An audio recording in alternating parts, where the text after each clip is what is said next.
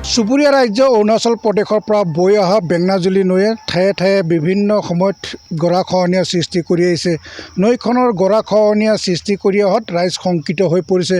ইতিমধ্যে এই নৈখনে বিভিন্ন ঠাইত গৰাখহনীয়া কৰাৰ সমান্তৰালভাৱে মিছামাৰী ঢেকীপুলীয়া বঙালী গাঁৱতো আজি এইদৰে গৰাখহনীয়াৰ সৃষ্টি কৰিছে। মই সেই নৈখনৰ দৃশ্য দেখুৱাই লৈছোঁ কেনেধৰণে এই ঠাইখিনিত ইতিমধ্যে গৰাখহনীয়াৰ সৃষ্টি কৰিছে আৰু এইদৰে গৰাখহনীয়াৰ সৃষ্টি কৰি অহাত স্থানীয় ৰাইজ আজি শংকিত হ'বলগীয়া হৈছে। ইতিমধ্যে কৃষিভূমি নৈখনৰ বুকুত যা গৈছে আৰু গৰুবন্ধাৰ পৰা সোণাৰীপাৰ অভয়াৰণ্যলৈ যোৱাৰ যিটো মূল পথ, এই মূল পথটো এতিয়া নৈৰ বুকুত যা যোৱাৰ উপক্ৰম ঘটিছে।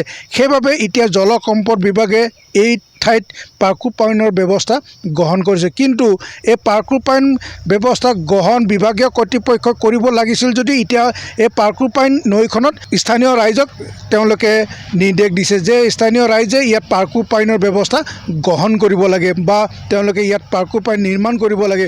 কিন্তু গাঁওবাসীয়ে পাৰ্কোপাইন কিদৰে নিৰ্মাণ কৰিব লাগে তাকে লৈ চিন্তিত হৈ পৰিছে। কাৰণ তেওঁলোকে পাৰ্কোপাইন নদীত কিদৰে ব্যৱহাৰ কৰে বা কিদৰে স্থাপন কৰে তেওঁলোকৰ কোনো অভিজ্ঞতা নাই।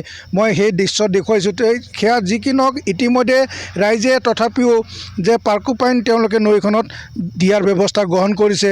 এতিয়া এনে এটা প্ৰশ্ন উত্থাপন হৈছে যে জলসম্পদ বিভাগত এতিয়া পাৰ্কোপাইন নিৰ্মাণৰ বাবে চৰকাৰী ধন নাই নেকি, যাৰ বাবে আজি স্থানীয় ৰাইজে আজি ইয়াত পাৰ্কোপাইন নিজে ব্যৱস্থা গ্ৰহণ কৰিবলগীয়া হৈছে। মোৰ সৈতে এজন স্থানীয় যুৱক আছে, মই কথাখিনি তেওঁৰ পৰাই জানিব বিচাৰিম যে এই ঠাইখিনিত আপোনালোকৰ এই ঠাইখিনিত গৰাখহনীয়াৰ সৃষ্টি কৰি আহিছে বেঙনাজুলি নৈ আৰু পাৰ্কোপাইন জলসম্পদ বিভাগক আপোনালোককেই নিৰ্মাণ কৰিবলৈ দিছে, কি ক'ব?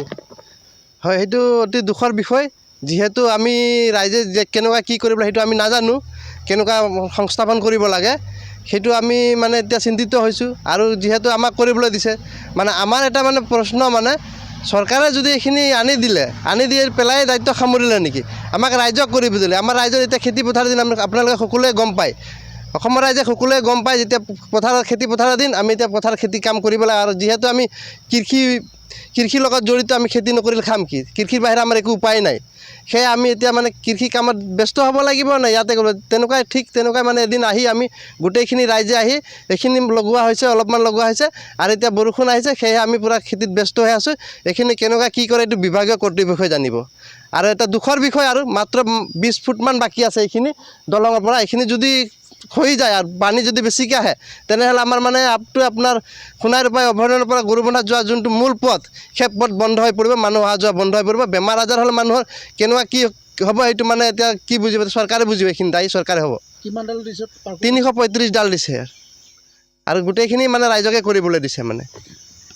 হয়, এইদৰে স্থানীয় ব্যক্তিজনে কৈছে যে 335ডাল পাৰ্কোপাইন জলসম্পদ বিভাগে ইয়াত স্থাপনৰ কাৰণে দিছে।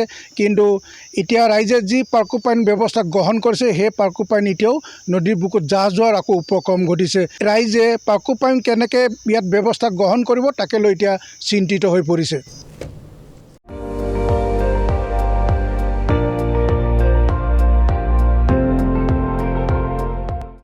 আপুনি চাই আছে ND24, সৰ্বশ্ৰেষ্ঠ নহয় সৰ্বোত্তমৰ দৌৰত।